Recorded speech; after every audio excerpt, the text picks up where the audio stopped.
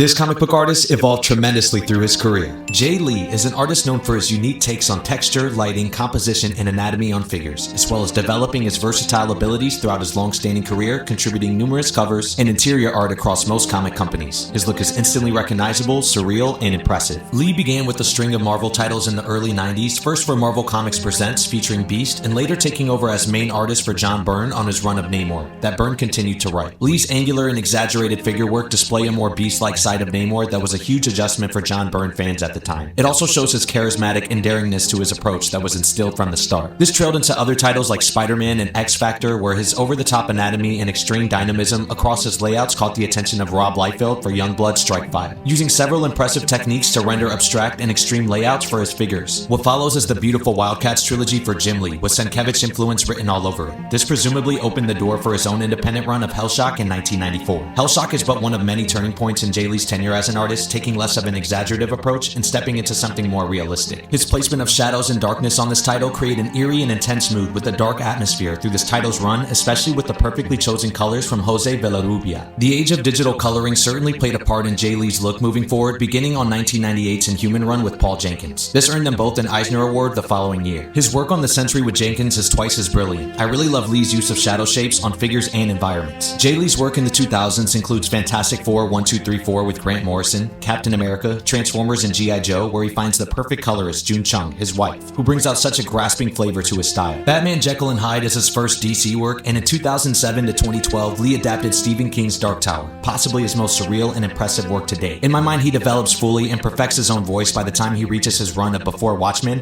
and Batman and Superman. There's a peculiar and strange touch to his angles, texture, and appearance of his work with profound composition. Most recently, Lee released The Heavenly Seven Sons, his second creator-owned project, published by Image Comics in 2022, yet again feeling completely different from anything he's done before. This Ends Tonight, released in 2025, captures the bold and beautiful strengths we know him for, accompanied by unorthodox panel layouts and expert color from June Chung. Jae Lee is not stayed to a particular style, but continues to reinvent himself through his long-standing career. His art style is so recognizable. Like whenever you see it, it's like the way he draws faces, the way he draws characters, the way he draws figures in general. Even his panel layout and technique is just special. The first time I actually read anything from Jae Lee was when I was very much into Watchmen comics, and I actually read Ozymandias. Really understands how to create unique dynamic angles and dynamic panel layouts, especially, and understands composition and the use of negative space. I don't know anything about his background or how he started.